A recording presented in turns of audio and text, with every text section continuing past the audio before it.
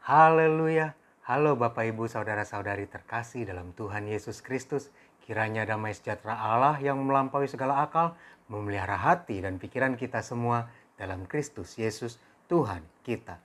Bapak Ibu Saudara-saudari, dalam pembahasan GPDI Villa Menyapa sebelumnya, kita belajar tentang pengakuan Petrus. Bahwa Petrus mengakui Yesus adalah Mesias, anak Allah yang hidup. Dan persepsi Petrus dengan Tuhan Yesus tentang keberadaan Tuhan Yesus sebagai Mesias adalah berbeda. Petrus mempunyai persepsi atau pandangan bahwa Tuhan Yesus Mesias untuk menyelamatkan secara jasmani bangsa Israel dari penjajahan. Sedangkan Tuhan Yesus memiliki pandangan bahwa Dia adalah penyelamat umat manusia dari alam maut.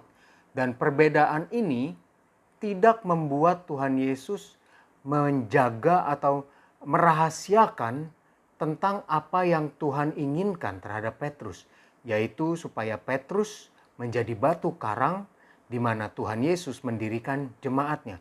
Hal itu tetap diberitahukan Tuhan Yesus. Tujuannya apa? Supaya Petrus mempersiapkan diri, supaya Petrus bisa menjalani dengan ikhlas proses yang Tuhan berikan kepadanya. Dan hari ini kita akan melihat proses apa yang akan dijalani oleh Petrus. Di dalam Matius 16 ayat 24 sampai ayat yang ke-26 saya bacakan. Lalu Yesus berkata kepada murid-muridnya, "Setiap orang yang mau mengikut aku, ia harus menyangkal dirinya, memikul salibnya dan mengikut aku. Karena barang siapa mau menyelamatkan nyawanya, ia akan kehilangan nyawanya. Tetapi barang siapa kehilangan nyawanya karena aku, ia akan memperolehnya.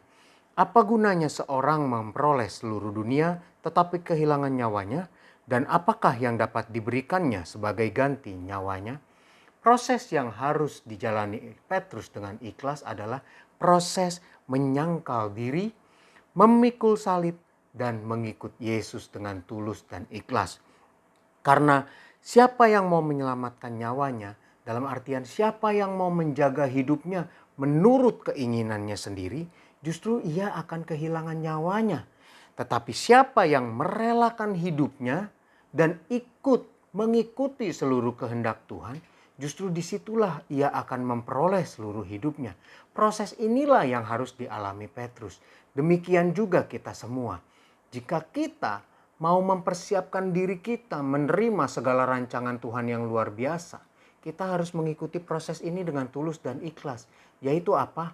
Melepas segala kendali kita atas hidup kita ini dan menerima apa yang Tuhan rancangkan, inginkan, proses-proses yang Tuhan sudah siapkan untuk kita. Proses apa? Mungkin di antara kita ada yang pernah berkata, "Saya merasa hidup kalau saya melakukan A. Saya merasa hidup kalau saya bisa misalnya kalau saya bisa kebut-kebutan di jalan, saya merasa hidup. Oh, this is the life," gitu ya. Atau ada orang yang merasa bahwa saya hidup kalau saya bisa menikmati seluruh kuliner yang ada di dunia. Jadi untuk memenuhi segala keinginannya itu, dia menghalalkan segala cara. Dia mengatur segala sesuatu termasuk pekerjaannya, termasuk keluarganya, semuanya diatur sedemikian sehingga dia bisa memuaskan segala keinginannya itu. Nah, inilah yang harus dilepas dan mulai mengikuti kehendak Tuhan, rancangan-rancangan Tuhan.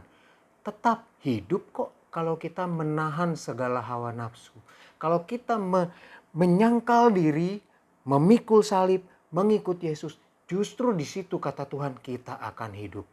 Tuhan tolong supaya kita bisa menyangkal diri, memikul salib, dan ikut Dia, ikuti proses dengan tulus dan ikhlas. Tuhan Yesus memberkati. Mari kita berdoa. Tuhan, Tuhan Yesus, terima kasih Tuhan. Engkau ingin supaya kami menyangkal diri, memikul salib, mengikut Engkau dengan tulus. Menjalani segala proses dengan tulus.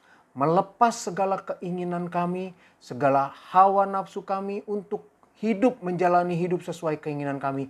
Dan menerima proses, menerima apa yang Kau rancangkan dalam hidup kami dengan ikhlas. Dan menjalaninya, melakukannya, dan memperoleh kehidupan yang sudah Engkau tetapkan kepada kami.